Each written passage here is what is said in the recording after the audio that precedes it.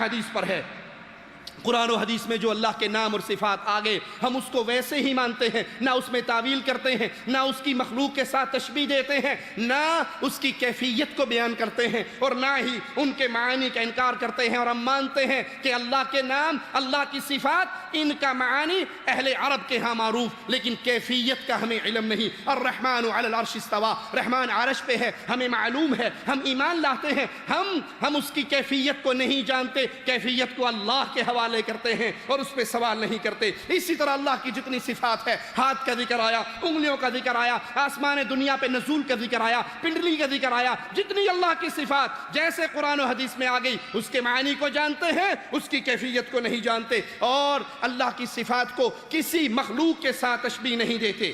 اللہ کی صفات کامل ہے، کسی بھی پہلو کے اندر اس میں کوئی نقص نہیں ہے۔ جس طرح اللہ کامل ہے، اللہ کی صفات بھی کامل ہے۔ اللہ السمیع ہے، العلیم ہے، القادر ہے، وہ خوش ہوتا ہے، محبت کرتا ہے، غضبناک ہوتا ہے۔ الرحمن علی العرش استوى، رحمان اپنے عرش پر ہے، ہر جگہ پہ نہیں ہے۔ جدھر دیکھو تو ہی تو، ادھر بھی تو، ادھر بھی تو، مسجد میں تو، مندر میں تو، یہ کفر کا عقیدہ ہے۔ الرحمن علی العرش استوى، رحمان اپنے عرش پر ہے۔ موسیٰ علیہ السلام سے رحمان نے کلام کیا، ہم اس کو تسلیم کرتے ہیں۔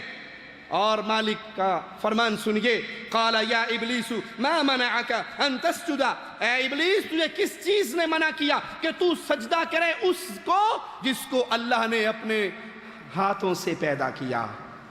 قرآن حکیم کی آیت آ گئی، ہم تسلیم کرتے ہیں، ہم اس صفت کا انکار نہیں کرتے، اللہ کے عرش پہ ہونے کا انکار نہیں کرتے، اللہ کی پنڈلی اور ہاتھ کا انکار نہیں کرتے جیسے اہل شرک انکار کرتے ہیں۔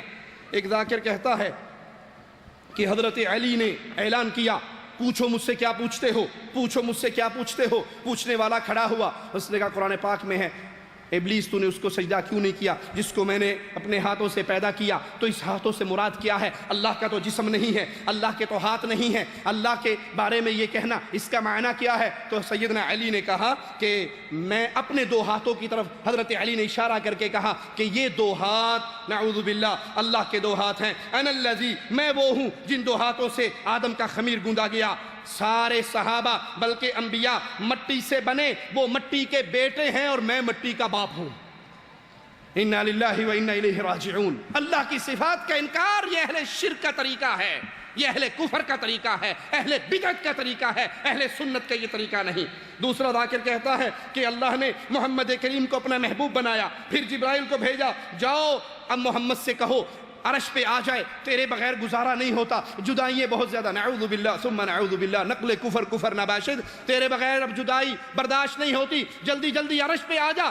اللہ نے جبرائیل کو بھیجا عرش پہ لانے کے لیے مصطفیٰ کو۔ پھر اللہ نے سوچا اب مصطفیٰ عرش پہ آئیں گے، میرا تو کوئی ہاتھ نہیں ہے، میری تو کوئی زبان نہیں ہے، میرا تو کوئی جسم نہیں ہے، میں مصطفیٰ سے ملاقات کیسے کروں گا، مصطفیٰ سے کلام کیسے کروں گا؟ اللہ نے یہ سوچنے کے بعد فوراً مولا علی سے کہا، علی تو فوراً تو بھی اوپر آ جا، تو بھی عرش پہ آ جا، اور عرش پہ آنے کے بعد پھر تو میرا چہرہ بن کے، تو میری زبان بن کے، تو میرا کلام بن کے مصطفیٰ سے کلام کرنا۔ محمد کو اپنا محبوب کہا اور حسین نے اللہ کو اپنا محبوب کہا۔ جانتے کہ جس سے محبت کی جائے اس کے لیے ہر شے قربان کی جاتی ہے۔ بات ذہن میں رہے، علی نے ایک دن لعاب محمد چوسا، حسین نے 2 سال لعاب محمد چوسا۔ میں آپ کو نقوی صاحب لعاب محمد کی تاثیر بتانا چاہتا ہوں۔ اللہ نے محمد کو محبوب کہا، حسین نے اللہ کو محبوب کہا۔ محبوب کہہ کر عاشق نے اپنے محبوب کو زمین پر بھیج دیا۔ کئی سال وہ زمین پر گزارتا رہا۔ اچانک ایک رات ایسی آئی کہ بے دل نے فیصلہ کیا کہ اب میں اپنے محبوب محمد کے بغیر نہیں رہ سکتا۔ فوراً جبرائیل کو پیغام رسا بنا کر محمد کے پاس بھیجا، محمد تیرے بغیر گزارا مشکل ہے، تیرے بغیر مجھ اللہ کا گزارا ناممکن ہے۔ میں اللہ چاہ رہا ہوں کہ چونکہ میں نے تجھے اپنا محبوب کہا ہے، ذرا دیدار کرانے کے لیے ایک رات فرض کو چھوڑ کر عرش پر تو آ جا۔ ایک رات آپ کیا سن رہے ہیں اور میں کیا پڑھ رہا ہوں؟ 1 سال فرض کو چھوڑ کر عرش پر آ کر اپنا دیدار تو کرا دے. میں ہوں عاشق، تو ہے محبوب. محبوب پر واجب ہے کہ جو محبت کرتا ہے وہ جب بلائے، جہاں بلائے، جیسے بلائے جانا پڑتا ہے. تو ہے میرا محبوب، لہذا میں اللہ چاہتا ہوں، میرا دل بے اداس ہے، میرا دل اداس ہے، آ جا ایک رات کو، آ جا ایک رات کو، آ جا ایک رات کو، آ جا. شاہد بھائی سے لے کے آخری بندے تک توجہ کرنا، ایک رات اپنا دیدار کرانے آ جا. اب لعاب محمد کا اثر دیکھیے کہ محمد چلا اللہ کے پاس. اللہ نے فیصلہ کیا، نہ میں دل رکھتا ہوں، نہ چہرہ رکھتا ہوں، نہ زبان رکھتا ہوں. فوراً علی کو اذن اللہ کہا، وجہ اللہ کہا، لسان اللہ کہا، اور کہا یا علی جلدی سے عرض پر میری زبان بن کر ذرا میرے محبوب سے کلام تو کر، میری زبان بن کر ذرا میرے محبوب سے کلام کر. جملہ میں کہنے جا رہا ہوں. دیکھتا ہوں ممتاز آباد کی بارگاہ سے کربلا حسین کی نگری کی چوکٹ کا بوسہ لینے کے لیے کون تیار ہے؟ علی کو لسان اللہ بنا کر پردے میں بلا کر محبوب سے گفتگو کر کے محبوب کو بھیج دیا. حسین نے قانون دیکھ لیا کہ جو بھی محبوب ہو اسے عاشق جب بلائے، جہاں بلائے. توجہ فرمائیے، جاگیے جاگیے جاگیے.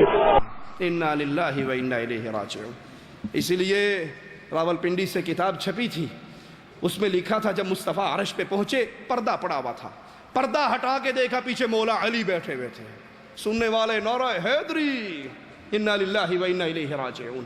یہ اللہ کی صفات کا انکار کرنے والے، یہ اللہ کے بندوں کو، اللہ کی مخلوق کو اللہ کا شریک بنانے والے ایمان باللہ کے دعوے میں جھوٹ بولتے ہیں، یہ ایمان کے دعوے میں سچے نہیں ہیں.